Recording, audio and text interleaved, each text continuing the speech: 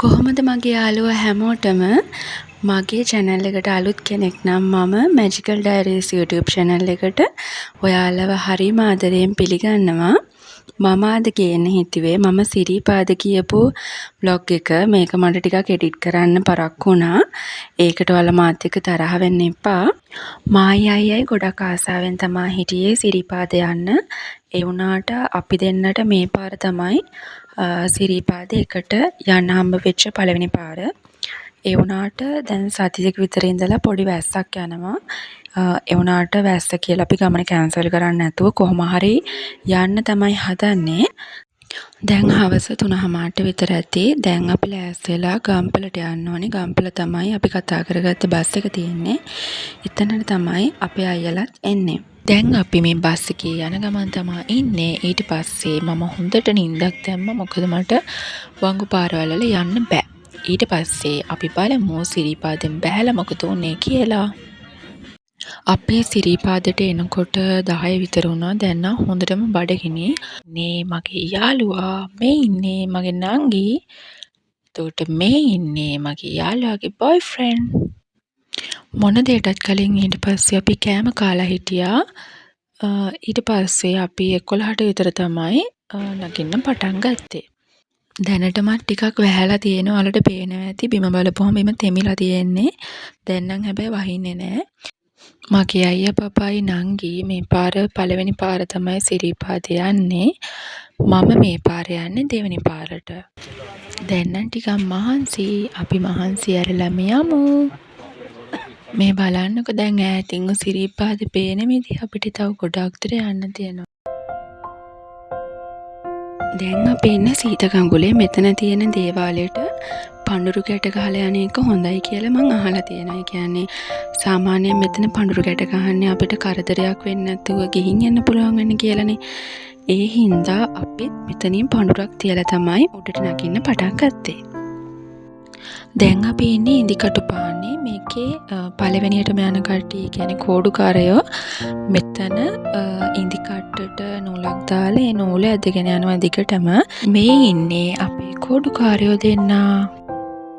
වැස්ස තිබුණා කියලා නැහැ. වෙනද වගේම හරිම සෙනගක් ඉන්නවා. ඔන්න ඉතින් දෙන්නෙක් නූල් බෝලේ පොට හොයනවා. ඔන්න දැන් නූල් බෝලේ පොට හොයාගෙන නම් ඉවරයි. දැන් අපි මෙතනින් උඩට නගින්නයි හදන්නේ.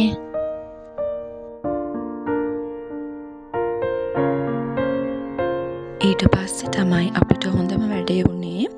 මොකද දැන් පාන්දර 2:00ට විතර ඇති මහගිරි දම්වැලට ලං වෙනකොටම අපි ලොකු පොලිමකට අහු වුණා. ඊට පස්සේ අපිට දිගටම යන්න උනේ පොලිමේ. සෑහෙන පොලිම දිගට තිබුණා. අපිට පැය ගාණක් ඒකේ ඉන්න වුණා. අන්තිමට කොහොම හරි අපිට මළුවට නගින්න හම්බුනේ ඊළඟ දවස් උදේ 10ට විතර. එතකම් අපිට හිටගෙන ඉන්න උනා. මේ ටික තමයි අපිට ටිකක් අමාරුනේ. මේ වෙලාවේ වහින්නත් ගත්තා. පැය ගාණක්ම අපිට එකතැන හිටගෙන ඉන්න උනානේ. ඒ හින්දා දැන් නම් ටිකක් මහන්සි. ඒ වගේම තමයි දැන් පාන්දර වෙලා තියෙන්නේ. තාම පොඩි පින්නක් නම් යනවා. ඔයාලට පේනවා ඇති. තාම වටපිටාවේ දේවල්වත් අපිට පේන්නේ නැහැ. මීදමින් වැහිලා තියෙන්නේ. ඒ වගේම තාම සීතලයි. මෙතන ඉඳලා මළුවට දැන් ටිකක් ළඟයි. ඒ වුණාට අපිට ඒත් පැය ගාණක් එක තැනට වෙලා හිටගෙන ඉන්න උනා.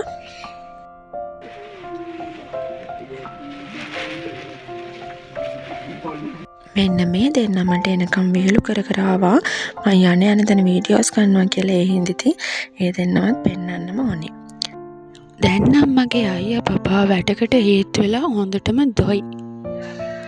පවුනේද ඉතින් යා. දැන් නම් හොඳටම මහන්සි නිදිමතයි. ඔයාලට පේනවා ඇති අපේ මූණවල දිහා බලපුවාම අපි ඔක්කොලාම නිදිමතේ ඉන්නේ කියලා. ඒ වගේම තමයි පොඩි පින්නකුත් යනවා. හරි සීතලයි. වටපිටාව බලනකොට උනත් මීදුමෙන් වැහිලා තියෙන කන්දක්වත් පේන්නේ නැහැ. අපිට මේ පාර ඉරසේවේ බලා ගන්නත් බැරි වුණා. ඒකට නම් ටිකක් දුකයි. හැබැයි දැන් නම් හොඳටම උදේ වෙලා තියෙන්නේ. ඒ වගේම තමයි අවුවත් වැඩිලා හරිම ලස්සනට වටපිටාව පේනවා. දැන් අපි ගොඩක් ලං වෙලා තියෙන්නේ මළුවට නගින්න. කොහොම හරි අපිට මේ පාර පැය 12ක් විතර සිරීපාදේ නගින්න ඕන. ඒ කියන්නේ අපි 10ට 11ට වගේ නගින්න පටන් ගත්තේ. ඊට පස්සේ අපිට නගින්න හම්බුනේ ඊළඟ දවසේ උදේ 10ට 11ට විතර තමයි අපිට නගින්න හම්බුනේ. අයියටයි නංගිටයි නම් හොඳ අත්දැකීමක් වුණා පළවෙනි පාර සිරීපාදේ ගියපු ගමනින්ම. ඒ වුණාට ඇත්තටම හරි සතුටුයි. උඩට නැග්ගට පස්සේ නම් මට උඩ වීඩියෝස් නම් වැඩිය ගන්න හම්බුන්නේ නැහැ. මොකද මේකේ උඩ වීඩියෝවත් ෆොටෝවත් ගන්න දෙන්නේ නැහැ. ඔන්න ඔහම තමයි අපි වැස්සෙම පැය ගාණක් සිරීපාදේ නැග්ගේ. එහෙනම් ඉතින් අදට ගිහිල්ලා එන්නම්. මේ වීඩියෝ එක බලපු හැමෝටම ගොඩක් thank you. ආයෙ දවසක ලස්සන වීඩියෝ එකකින් ආයෙ හම්බ වෙමු. bye bye. හරිම මහන්සි.